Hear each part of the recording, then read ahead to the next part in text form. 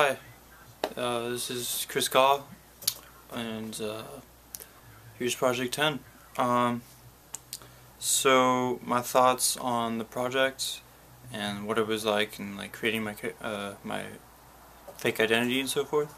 I thought it was interesting. It was interesting how different how you have to think differently than you normally think, and to create this identity.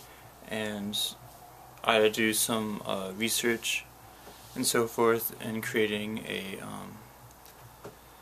a communist that lives in the USA that has a Russian connection. And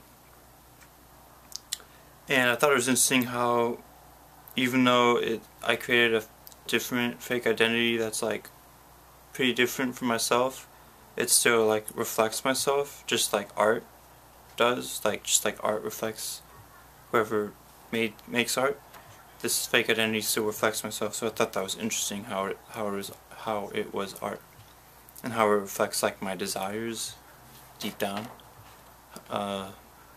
personal fears and so forth. So in this fake identity, it's kind of more real than myself in a way that these aren't, through this fake identity, some feelings and desires got expressed that I don't typically express. So in that way, this fake identity is more real than myself.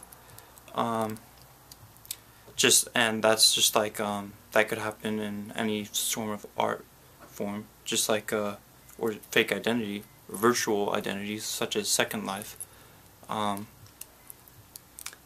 I thought it was interesting how you could take a fake identity or art, and someone could perceive something out of that fake identity or art and perceive it as real to them. It could be they could recognize that it's fake, but it could still be real to them because they perceive something that's important out of it. So I thought that was interesting, how real a fake thing can be. And I think a person can exist outside of just the internet. It depends on how you define a person. If you define a person as an identity, then yes, all the time fake people are outside of the internet, because you just look at novels or films or whatever, all these fictional characters, those are identities. So in that sense, a ton of people exist outside of the internet. But if you look at it in another sense, a more realistic sense, yeah, people could still exist outside of the internet, I think.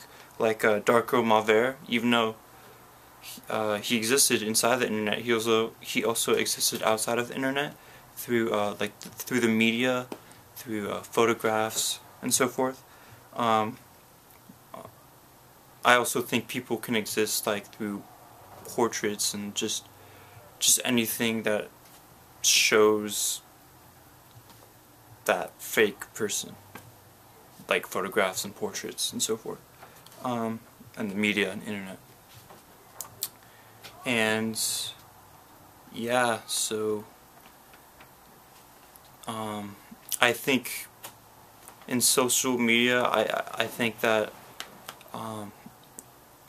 fake things can get expressed and people think it's real, or fake things can get expressed, people think it's fake, yet it still has some importance to them, so it's still real to them.